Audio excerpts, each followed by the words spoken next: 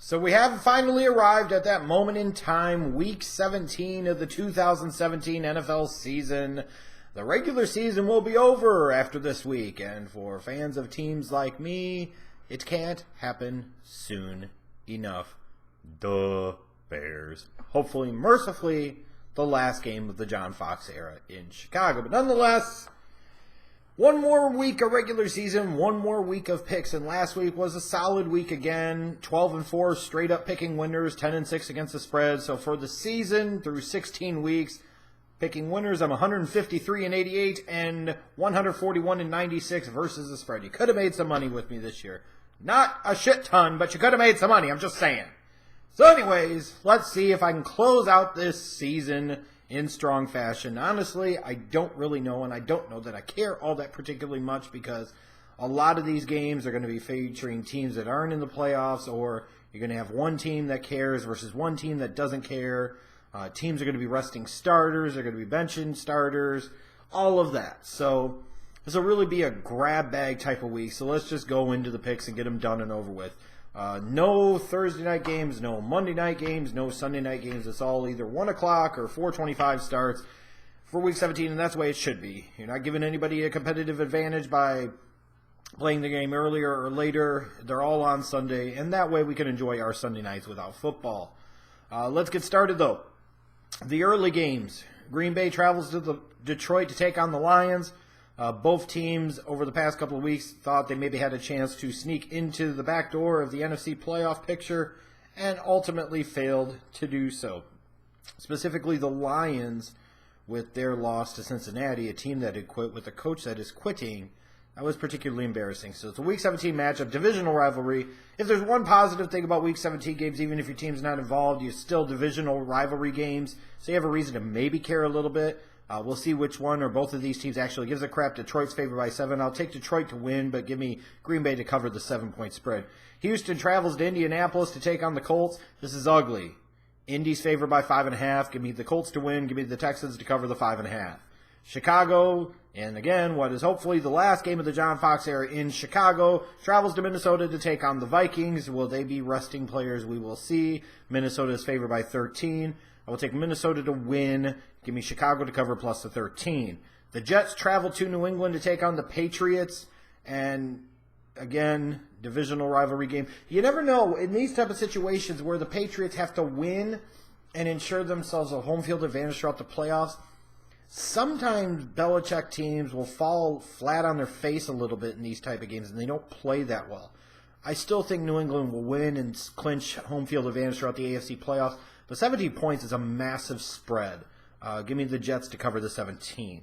Give me the Redskins minus the 3 to beat the Giants because the Giants don't give a crap, just like Eli Apple. The Cowboys travel to Philly to take on the Eagles. The Eagles have clinched home field advantage throughout the playoffs, so they're going to be resting people. Dallas should have still been in a position to be battling out for a playoff spot, but of course they choked last week at home against Seattle, and it's that simple. Dallas is favored minus 2. Give me Philly plus the 2, because even with their backups, they'll be better than the Cowboys starters. You got Cleveland traveling to Pittsburgh. The Steelers are 7.5-point favorites. We will see how much, if any, rest their starters get. They could get a lot of rest. They might bench several of their guys. This could be a bit of a danger game like I believe it was last year, the last week of the season. Didn't this game go to overtime between the Browns and the Steelers? That said, Cleveland, you are one game away from history. You could get through that glass ceiling that only the 08 Lions have ever been able to crack through. 0-16 in a 2-year stretch. 1-31. No team in NFL history has ever been this bad. You have one game. One game away. Don't screw it up now. And Pittsburgh, don't you dare let them off the hook.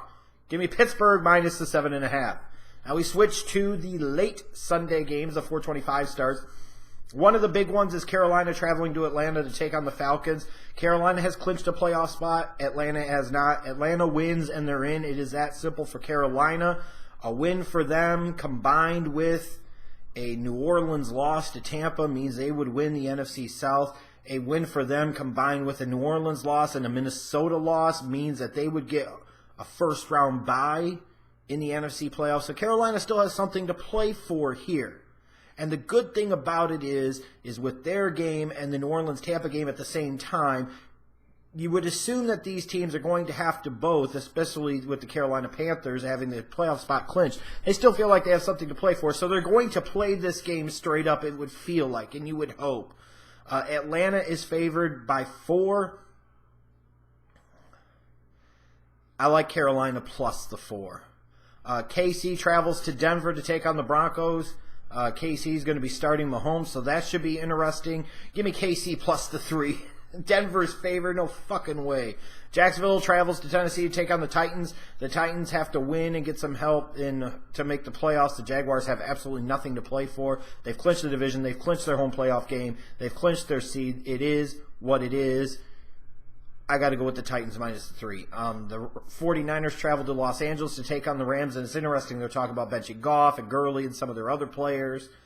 But even with that said, I may have potentially picked the 49ers to win this game straight up over the Rams because the 49ers are a hot team right now. So it makes this pick very easy. Give me the 49ers minus the 3 on the road. Buffalo travels to Miami to take on the Bills. Give me Buffalo minus the 2. The Raiders travel to Los Angeles to take on the Chargers. The Chargers, in theory, still have a chance at the playoffs. They need to win and get some help. They're favored by 9.5. Give me the Chargers to win, but give me the Raiders to cover the 9.5 spread. Arizona travels to Seattle to take on the Seahawks. The Seahawks, with a win and a Falcons loss, make the playoffs. That's the only way they get in. Give me the Seahawks to win, but I think Arizona covers the 10.5 point spread. New Orleans travels to Tampa to take on the Buccaneers. You look at it from the Saints' standpoint, they've already clinched the playoffs. What they're playing for right now is a home playoff game and the divisional title. It's that simple. It's that simple because they can't get a first-round bye. So that's all they're playing for. But that's still important because the Saints really would want that home playoff game. So you assume they're going to be going full throttle on this. Give me New Orleans minus the 7. And then Cincinnati travels to Baltimore to take on the Ravens. The Ravens are favored by 10.5. Give me Baltimore to win, keeping their playoff hopes alive, and Cincinnati to cover the 10.5 point spread. So that's the Week 17 picks. Who the hell knows what's going to happen? Yeah, we'll see what happens later.